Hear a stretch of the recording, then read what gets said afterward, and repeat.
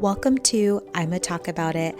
I'm Alicia E., empowerment coach and ancestral healer, and I'm here to teach you how to break generational cycles, self-advocate, and ascend to happiness without the guilt of wanting a better life for yourself.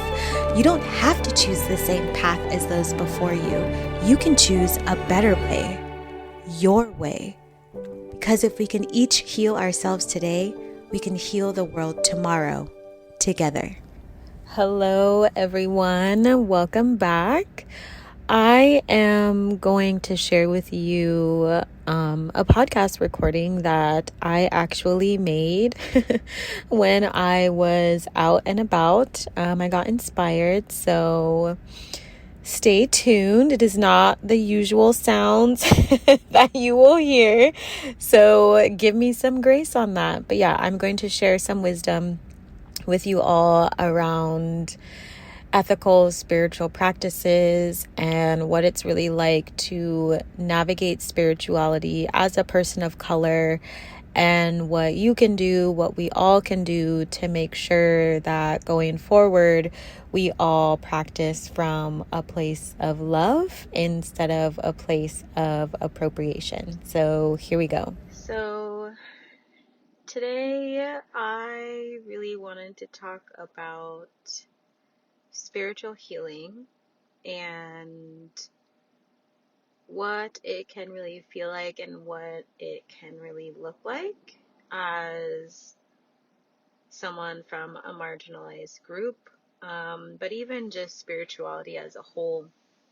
I was having a really beautiful conversation with someone today, and they were talking about how they follow an influencer who made a comment, a really offensive comment about not being able to get a passport in um, a certain country in Africa. And it was very clear from the way that it was articulated that this person, this influencer, was very upset because they could not get their way and could not, I guess, in that moment take the time to understand the historical reference of why it may be harder to get a passport in another country where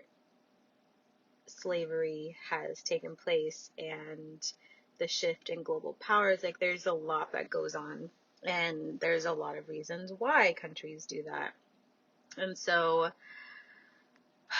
I think it's really important to talk about, because this person was also saying that they weren't quite sure, what to do, and were reaching out to the group that I'm in, trying to find a connection, and if anybody else kind of felt the same going into spaces that are primarily white, specifically in spiritual spaces. And so we had a conversation around even my own journey, and so I wanted to share that with people because spirituality is growing at a very rapid rate. And I think as members of this community and as healers and coaches and people just who interact with other people, we need to practice more mindfulness. And I had mentioned that, historically, certain spiritual practices, especially in the US, have been very separated. They used a great word, segregated, and that's absolutely true. And also, people who are not people of color have had more access to certain spiritual practices because of their access to resources and certain education and things of this sort. So as people right now who are discovering their spiritual journey and going into these new spaces that are around them, because there's quite a few spiritual spaces that you can walk to, there is a sense of being uncomfortable because a lot of the spiritual spaces right now are very heavily run by white people. And while some, yes, have very good intentions, it can also feel very heavy as a person who is not white going into these spaces and wanting to heal, because there are differences between cultures and how things are practiced, but also psychologically going into a space where you don't see yourself reflected is very, very damaging. It's very traumatic.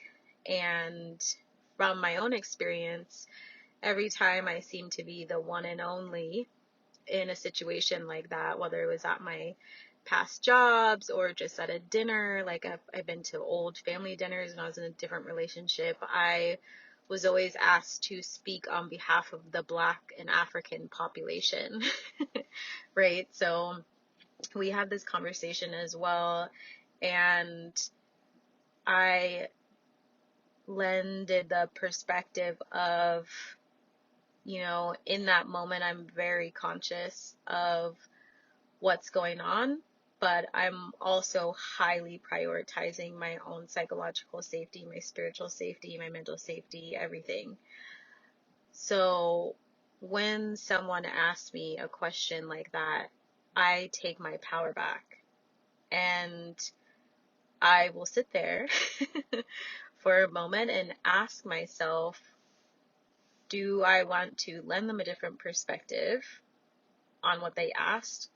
Do I want to ask them why they asked? Do I want to refuse to answer the question? Or I can even say nothing, right? And it all depends on my energy and what I want to do in that moment. And I think it can be really hard when you're navigating spiritual spaces as a person who is not white to feel like you have to subject yourself to the type of spiritual practices that they're offering, because that is how you reclaim your spiritual practice. But you really don't have to, and I teach this to my clients all the time. Your safety, your happiness is the biggest priority. So if you find that even on your social media, there's, spiritual people out there who abuse spirituality or who do not give recognition where it's due or who aren't even trying to do better, then I would absolutely not follow them anymore. I think it's really important now more than ever to prioritize your happiness and prioritize your safety.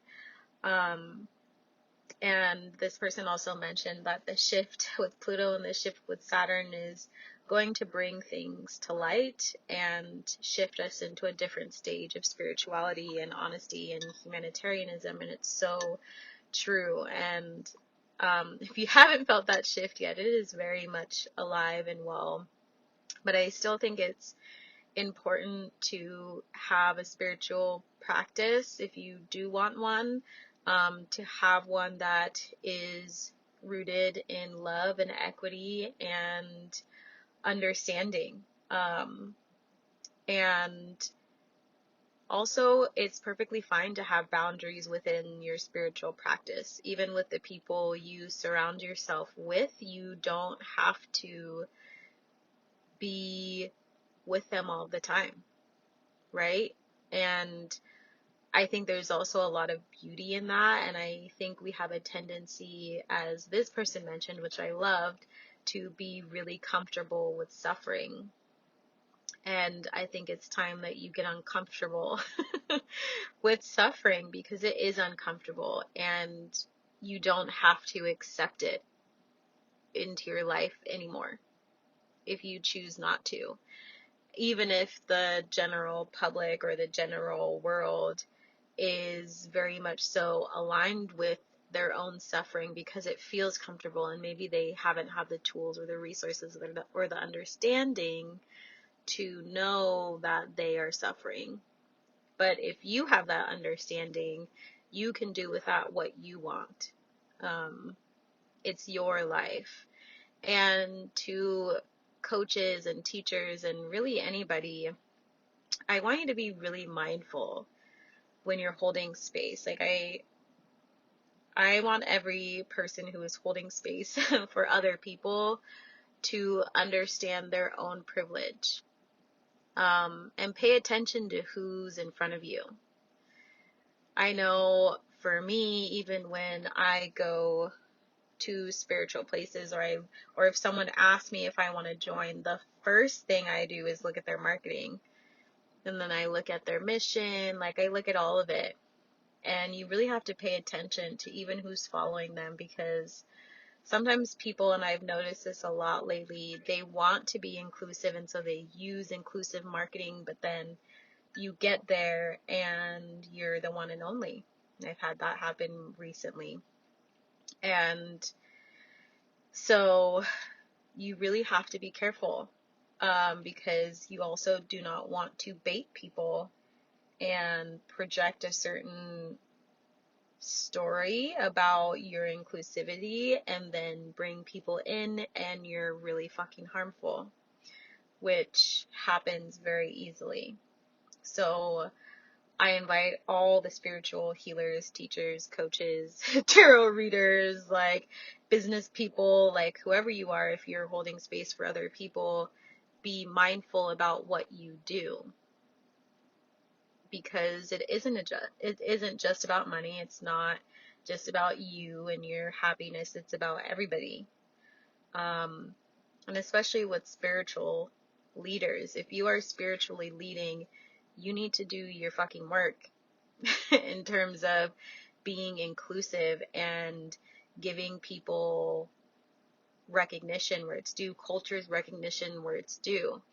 And something that I do with my clients is I always give them a disclaimer of what I'm teaching, where it comes from, and basically give the caveat of, like, you need to know this. So if you plan to share this, you need to repeat this and do your own education, right? Because there's always things we can learn.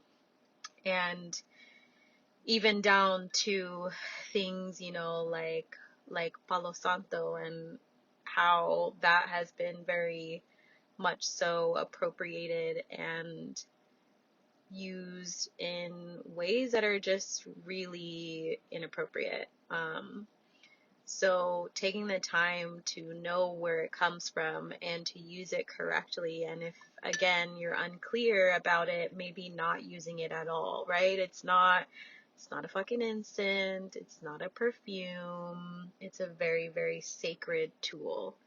It's a very, yeah, it's very sacred. So I think if you are in the spiritual space and you are a leader, pay attention to this. Pay attention to what you're doing. Are you hiring other people from those walks of life, from those expertise, and adding another place for them to be able to offer their resources and be another access point? Or if you're starting your own spiritual practice, go out and ask questions. Like when you're in shops, who are the owners? Like, where do you source your stuff? Like, how much money do you give back? Like, all of this is really important, because they could be unethically sourcing their stuff. So really try and ask questions, because it's a lot bigger than just buying a rose quartz and putting it on your desk. There's lives at stake. And if you are functioning from a place of unintentionality, I don't even know if that's a word, but you know what I mean, you will cause more harm than good. So I hope that as you go on your spiritual journey and as you're learning, or even if you're a current practitioner, I hope that you do the right thing. I hope that you ask questions. I hope that you have a sense of transparency of, being like, I'm going to teach this and I am going to do my best. This is where it comes from. And giving recognition where it's from, why it's important to do it. So I think I have said most of what I wanted to say. sometimes I record and don't have notes, and this is just one of those days, but I wanted to share that because spirituality has been so, I don't even know if this is a word, abstracted. It's abstract, and it's like thrown about on TikTok and Instagram, and the general public has gone really far away from how it started and why it's important. Like, even having an Ayurvedic practice, which is what I practice, what I learned, it's what I always try to share with people, and like share the lineage and everything I possibly can. Um, it it's always referred to as like a diet, and it's really not that. And it's the sister science of yoga, and one's for the body and one's for the mind, but it's also a lifestyle, it's also a practice, a spirituality, it's a union, and so there's so much more to just telling someone or inviting someone to try something. Like, you're inviting them to a different way of life that is really sacred to another culture. So you should carry that sacredness with you as you practice and as you create your intentions for the day, and show gratitude for having access and accessibility to those learnings, to that knowledge, because there's also a lot of people who do not have that knowledge. So yeah, I feel like that is mostly everything. And if you are wanting to learn more about starting your own spiritual practice, like, definitely book a soul activation chat, or book a breakthrough session. Those are really limited. I don't do them all the time. Or even join me in More Than Worthy. It's a one-on-one journey, and we can really root you in from a place of love and union and respect for your spiritual journey, so that we can all continue to do the generational healing and support each other in a loving way. But again, like, it always comes back to us. It always starts with us. So if we are wanting to ascend and to heal the world and have an impact, we have to do the same to ourselves first. So I invite you all to really reflect on what your spiritual practice looks like now, or what you want it to look like, and how you can do it in an ethical way, in a supportive way that is still impactful, but very much so rooted in love. So I am going to end this here. I am sending you all lots of love and lots of light, and thank you for showing up today, and thank you for showing up for me. I hope that you gain some knowledge into your spiritual practice and just spirituality in general, and even intersectionality, and understanding like different people's paths, and being more mindful about how you move forward and how we can collectively move forward in a supportive way. So that is it for me, and I hope to speak to you soon. Thanks everyone for tuning in. I hope you enjoyed today's discussion. I am going to be releasing an article in Brains magazine, so stay tuned for that. It's going to be about ways you can create a spiritual practice that is ethical. So if you're wanting more tips, it will be coming your way. And again, if you're needing the support, please do not hesitate to reach out. And on that note, I will talk to you all later. Thank you again for showing up and being here for the community. Hey, if you're ready to ascend to happiness and live the life you've always wanted, join me in my Empowered Living Facebook group for socially conscious healers, witches, and spirituals, and sign up to get my free Empowered 5 Practices to Ascended Happiness guide. It's helped others expand their consciousness and soar beyond sight, sound, and imagination in just one day. It's the catalyst you need to embrace your magic and change the world. Just click the link in the show notes, and I'll see you in the group next time.